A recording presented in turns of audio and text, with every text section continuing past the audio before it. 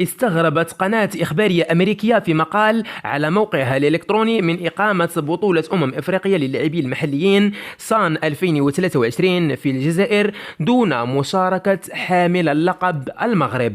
وكانت الجامعة لكرة القدم قد أعلنت الخميس عن تعذر السفر صوب قسنطينة للمشاركة. وفي هذا الإطار تحدثت القناة الإخبارية الأمريكية نقلا عن صحافي مغربي عن عناد الجزائر بخصوص تقديم التصريح، مما حرم الأسود من الدفاع عن لقبهم لموسمين متتاليين. في هذا السياق اعتبرت وكالة أنباء الإيطالية لا بريس في نسختها الأمريكية أن حرمان المغرب من المشاركة في منافسة إفريقيا يدخل ضمن التسييس المتزايد للمجال الرياضي من قبل النظام العسكري الجزائري.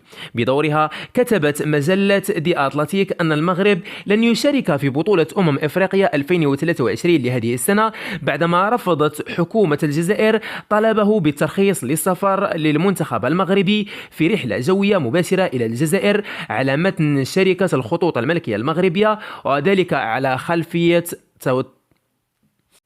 على متن طائرة الخطوط الملكية المغربية الناقل الرسمي للمنتخب المغربي، وذلك على خلفية التوترات المتنامية بين البلدين. وفي تعليقه على غياب المنتخب المغربي على البطولة، قال رئيس الكونفدرالية الإفريقية لكرة القدم باتريس موسيبي في تصريح للصحافة إن الأمر لمحزن، مقرا بوجود عراقيل، كما ذكرت بذلك المجلة الأمريكية التابعة لصحيفة نيويورك تايمز العريقة.